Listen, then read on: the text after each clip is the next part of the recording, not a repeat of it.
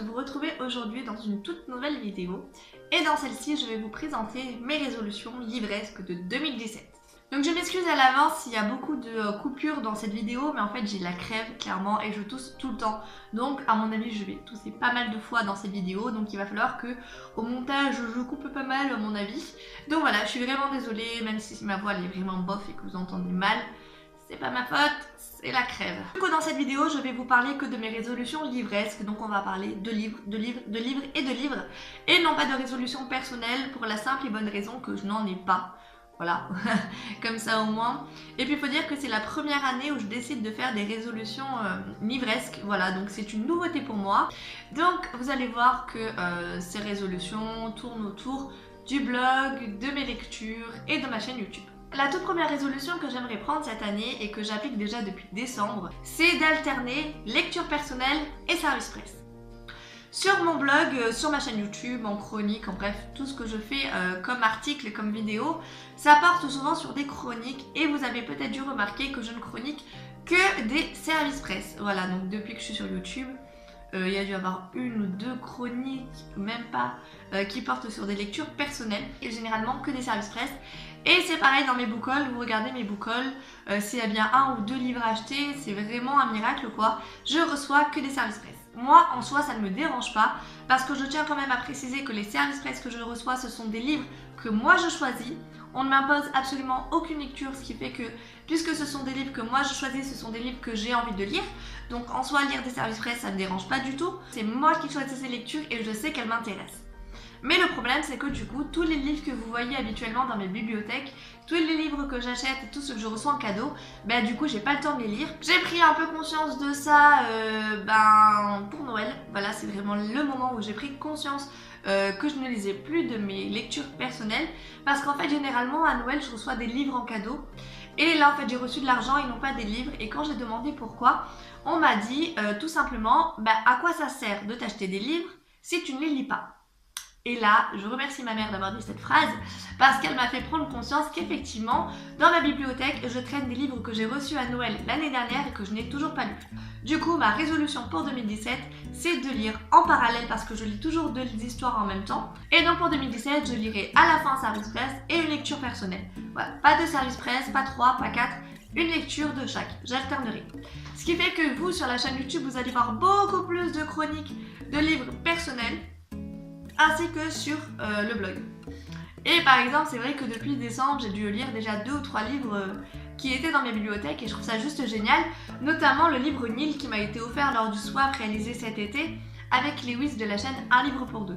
Donc, je garde mes partenariats, je continue à lire des services presse tout le temps, mais à côté, ma deuxième lecture, ça sera toujours une lecture personnelle, donc vous devriez trouver sur la chaîne YouTube et sur le blog beaucoup plus d'articles concernant ces livres-là. Ma deuxième résolution, c'est de m'investir un peu plus dans le blog. Donc, pour faire un petit rappel, le blog, je le possède avec Mel, donc qui est une amie à moi. Et en fait, toutes les deux, du coup, nous postons des articles, nous sommes les administratrices, en fait, du blog. Et faut dire que pendant la première année, donc jusqu'à août, j'étais vraiment à fond dans le blog, c'est-à-dire que c'était mon seul moyen d'expression en fait. Du coup, j'écrivais beaucoup d'articles, beaucoup de chroniques et des articles qui sortaient un peu de l'ordinaire, donc c'est-à-dire en dehors des chroniques. Il y avait des interviews, les book hauls, je les mettais sur le blog et tout ça. Et en fait, depuis que j'ai ouvert ma chaîne YouTube en avril, donc tout ce qui est en dehors des chroniques, en fait, je le fais sur la chaîne YouTube. Donc tout ce qui est tag, tout ce qui est vlog, tout ce qui est bilan, tout ce qui est book haul. Ce qui fait qu'en fait, sur le blog, je ne fais que les chroniques écrites. Donc ma résolution pour 2017, c'est de poster davantage de choses sur le blog en dehors des chroniques, parce que ça, les chroniques, par contre, vous en avez tout le temps. Donc toutes les semaines, allez voir sur le blog, vous aurez des chroniques écrites. Mais voilà, j'ai envie de faire des choses un peu nouvelles. Et d'ailleurs, je vous annonce dès maintenant, je vous fais un peu le teaser de la prochaine vidéo. Sur le blog, je vais ouvrir un bullet journal en ligne. Voilà. Donc vous savez, ce petit bullet journal qui est à la mode en ce moment où tout le monde fait son organisation dans un cahier. Moi, j'ai décidé de le faire sur le blog. Donc je vous en parle plus de toute façon dans la prochaine vidéo. Mais d'ici fin janvier, le bullet journal sera en ligne sur le blog. Et je me dis que ça peut être un bon départ pour justement donner du peps au blog. Ma nouvelle résolution 2017, c'est de m'investir encore plus dans les challenges et les défis littéraires. Donc vous savez que chaque mois je fais ma pile à lire du mois, c'est une sorte de mini défi en fait, puisque chaque mois je m'impose des livres à lire et à la fin du mois je dois avoir lu tous les livres présents dans cette pile à lire. Donc je l'ai pas fait pour décembre ni janvier je crois, parce que décembre j'avais déjà le Cold Winter Challenge et janvier, enfin j'ai plein d'autres vidéos à tourner, donc j'ai pas trop envie de me faire en plus une pile à lire du mois. Du coup je vais réfléchir un petit peu au challenge que je vais pouvoir me donner sur l'année 2017, mais je pense que ça sera dans tous les cas 2 gros challenges qui vont durer plusieurs mois, voire commencer en janvier et se terminer en décembre. Mais ça je vous en reparlerai un peu plus la prochaine fois. Du coup ma dernière résolution 2017 concerne une fois encore mes vidéos. Voilà, en 2016, depuis que j'ai ouvert ma chaîne YouTube, je suis plutôt irrégulière dans la publication de mes vidéos, donc vous en avez beaucoup, mais ça peut aller d'une vidéo par semaine à 2 voire 3, autant le lundi que le jeudi, que le mardi, que le dimanche, bref un peu tous les jours. Donc du coup pour 2017 je vais essayer de me fixer la règle de publier au minimum une vidéo par semaine, donc de continuer de publier autant que ce que je fais, de faire 1 ou 2 vidéos par semaine, ne pas faire moins. Normalement ça devrait être faisable, mais voilà, on arrive dans la deuxième grosse partie de mes études et du coup, voilà, j'espère ne pas trop me mettre la pression sur YouTube, déjà que je me la mets assez avec les cours.